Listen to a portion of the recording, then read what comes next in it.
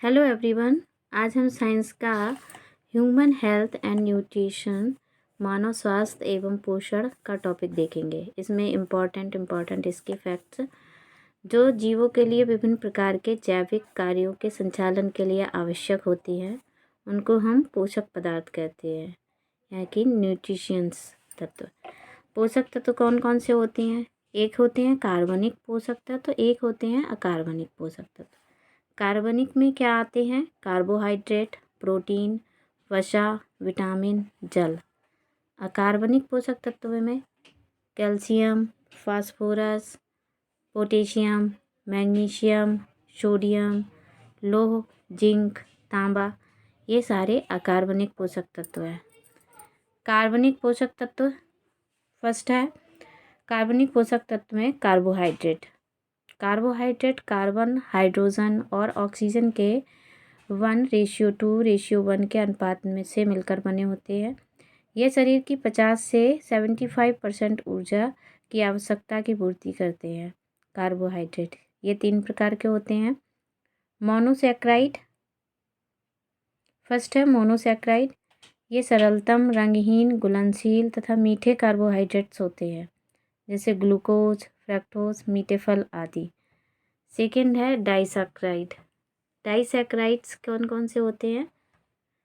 ये 2 मोनोसैकेराइड्स इकाइयों से बने होते हैं, जैसे माल्टोज, सुक्रोज तथा जंतुओं की लैक्टोज को भी हम डाइसैकेराइड्स कहते हैं। माल्टोज अंकुरित बीजों में भी मिलता है, सुक्रोज गन्ने में, लैक्टोज दूध में होता है। लैक्टोज की सर्वाधिक मात्रा मानव माता यानी कि जो माँ होती है, माँ के दूध में होती है। पॉलीसैकेराइड्स क्या होते हैं? मोनोसैकेराइड्स के बहुत सारे अणुओं से जुड़ने से जो श्रृंखला बनती है और वो अघुलनशील भी होते हैं एवं जटिल भी होते हैं, इनको जल्दी से पचाया नहीं जा सकता है, तो वो पॉलीसैकेराइड्स का निर्माण करते हैं। जैसे इसमें आते हैं ग्लाइकोजन जो हमारे लीवर में रहता है, यकृत में स्टोर होता है। ये स्टार्च आलू में, अनाज में, सेल्यूलोज पौधों में होता है, पेड़ों में। इसके स्रोत क्या हैं? कार्बोहाइड्रेट के स्रोत कौन कौन से हैं, किन से हमें मिलता है? गेहूँ, मक्का, बाजरा, जौ, शक्कर, शहद, फल, दूध, आलू, शकरकंद, चुकंदर, रसीले फल, गन्ना, गुड़, इन सभी में कार्बोहाइड्रेट अत्यधिक मात्रा में पाया जाता है।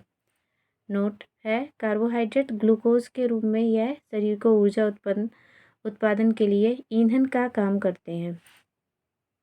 1 ग्राम ग्लूकोज के पूर्ण ऑक्सीकरण से 42 कैलोरी ऊर्जा प्राप्त होती है। ये तो कार्बोहाइड्रेट हो गया। प्रोटीन देखेंगे। सर्वप्रथम प्रोटीन शब्द का प्रयोग जे बर्जीलियस ने किया था। प्रोटीन शरीर की वृद्धि के लिए आवश्यक है। इसकी कमी से शरीर का विकास रुक जाता है। बच्चों में प्रोटीन की कमी से क्वाशियोरकोर तथा मरस्मस सूखा नामक रोग हो जाता है। ये सूखा रोग भी बोलते हैं। प्रोटीन कोशिकाओं की वृद्धि एवं मरम्मत करता है और इनके जटिल प्रोटीन मेटाबॉलिक प्रक्रियाओं में एंजाइम का भी कार्य करता है। प्रोटीन का स्रोत कौन कौन से हैं? दूध है, अंडा है, बादाम है, दालें हैं, सोयाबीन में सबसे अधिक प्रोटीन पाया जाता है, पनीर, मांस, मछली आदि। प्रोटीन 20 अमीनो अम्लों से मिलकर बना होता है। मानव शरीर का 15% भाग प्रोटीन का बना होता है। ग्लूटेलिन प्रोटीन चावल एवं गेहूं में होता है। केसीन प्रोटीन होता है, वो दूध में होता है। वसा क्या है? वसा शरीर को ऊर्जा प्रदान करता है। 1 ग्राम वसा लगभग 9.3 कैलोरी ऊर्जा प्रदान करता है। वसा ग्लिसरॉल एवं वसीय अम्ल का एक एस्टर होता है। ये कार्बोहाइड्रेट की तुलना में 2 गुने से कुछ अधिक ऊर्जा मुक्त करता है। इसका स्रोत क्या क्या है? दूध, मांस, मछली, मक्खन, मूंगफली, तेल, घी, इन सभी से हमें वसा प्राप्त होता है। प्रोटीन के और कुछ फैक्ट है कि कौन कौन सी प्रोटीन हमें किससे मिलती है। इम्पॉर्टेंट प्रोटीन्स हैं कुछ। फाइब्रोइन प्रोटीन जो रेशम तथा मकड़ियों से मिलती है। केराटिन प्रोटीन हमारी त्वचा, बाल, नाखून, सींग, खुर इन सभी में केराटिन प्रोटीन होती है। इलास्टिन प्रोटीन यह तंतुमय प्रोटीन है।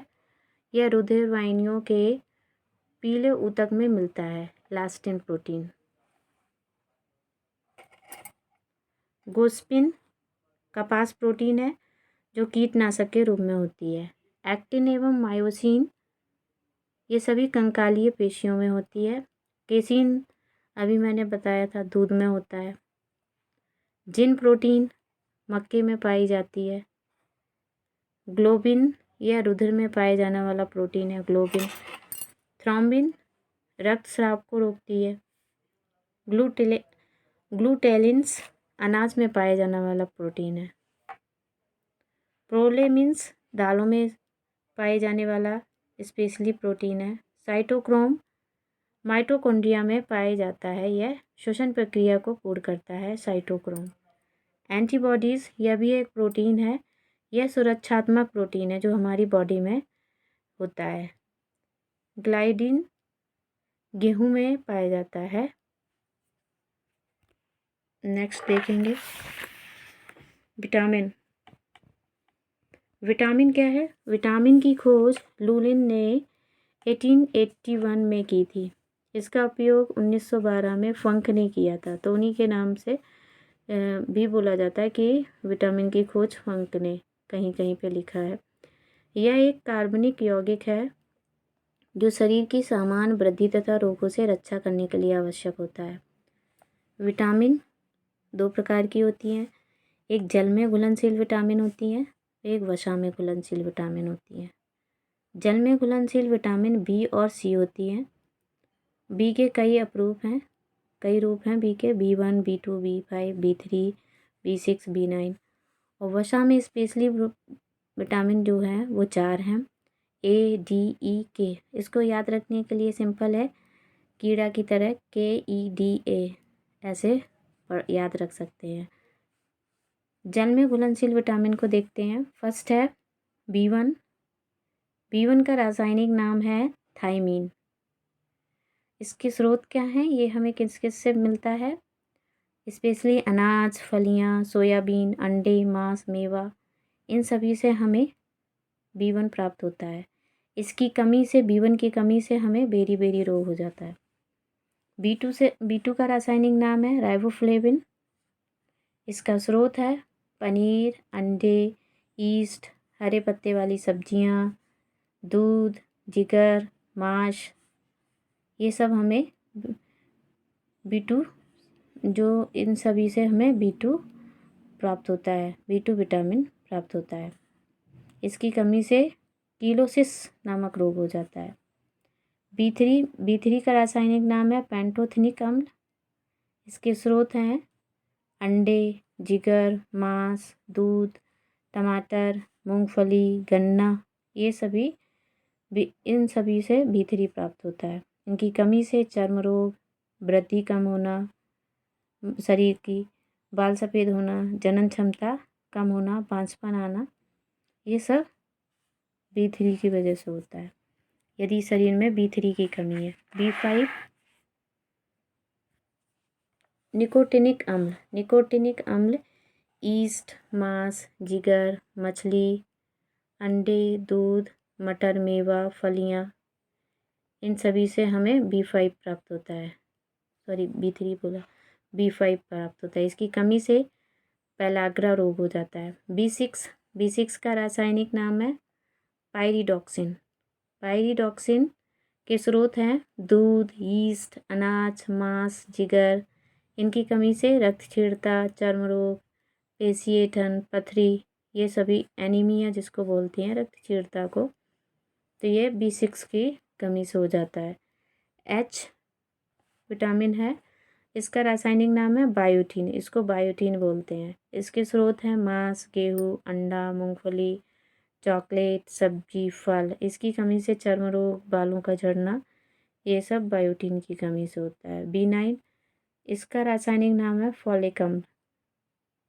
इसके स्रोत हैं हरी पत्तियाँ, जिगर, सोयाबीन, ईस्ट, गुर्दे, फलियाँ। इसकी कमी से रक्तहीनता, कुंठित वृद्धि रुक जाना। रक्तहीनता को हम एनीमिया भी बोलते हैं। B12 cyanocobalamin. इसके स्रोत हैं मांस, मछली, जिगर, अंडा, दूध, आंत के बैक्टीरिया। और इसकी कमी से भी रक्तहीनता, तंत्रिका तंत्र की खराबी, एनीमिया ये सब हो जाता है। विटामिन सी इसका रासायनिक नाम है एस्कॉर्बिक अम्ल। एस्कॉर्बिक अम्ल ये स्पेशली खट्टे फलों में पाया जाता है। इसके सोर्स हैं नींबू, संतरा, आंवला, टमाटर, खट्टे फल, आलू, सब्जियां, दांतों के डेंटिन का निर्माण। स्पेशली आंवला में सबसे अधिक विटामिन सी पाया जाता है। इसकी कमी से स्कर्वी रोग, घाव न भरना ये सब विटामिन सी की कमी से हो जाता है।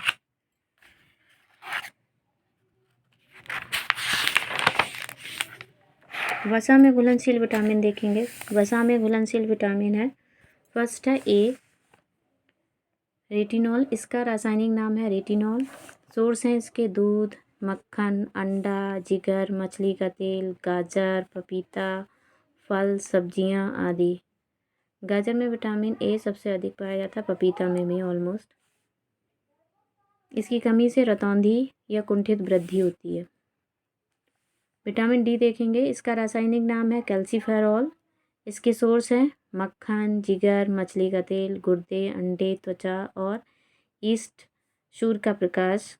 इसकी कमी से सूखा रोग, ऑस्टियोमेलासिया इसकी कमी से, विटामिन डी की कमी से हो जाता है। विटामिन ई देखेंगे। इसका रासायनिक नाम है टोकोफेरॉल। इसके सोर्स हैं तेल, गेहूँ, अंडे की जर्दी, सोयाबीन। इसकी विटामिन ई की कमी से जनन क्षमता में कमी, जननांग तथा पेशियों का कमज़ोर हो जाना ये सब विटामिन ई की कमी से होता है। विटामिन के का रासायनिक नाम है नेप्थोक्यूनोन। इसके सोर्स हैं हरी पत्तियाँ, अंडा, जिगर, टमाटर, गोभी, सोयाबीन, आंत के बैक्टीरिया। इसकी कमी से रक्त का थक्का न जमना, हीमोफीलिया हो जाना। जल लास्ट है जल। जल हमारे लिए इम्पोर्टेंट है। जल पाचक पदार्थों का जल अपघटन करता है। जल स्वयं एक मेटाबॉलिक पदार्थ का काम करता है। पानी शरीर के ताप नियंत्रण का भी काम करता है।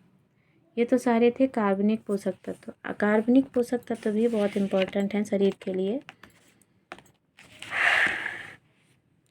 अकार्बनिक पोषक तत्व शरीर में उपस्थित कार्बनिक पोषक तत्व हमारे शरीर की रोगों से अकार्बनिक पोषक तत्व हमारे शरीर की रोगों से रक्षा करते हैं, रोगों से बचाते हैं तथा विकास में सहयोग करते हैं। जिनकी हमें अधिक मात्रा में ज़रूरत होती है कार्बनिक पोषक तत्व, अधिभार इनका भार ज़्यादा, वो कैल्शियम, सोडियम, मैग्नीशियम, फास्फोरस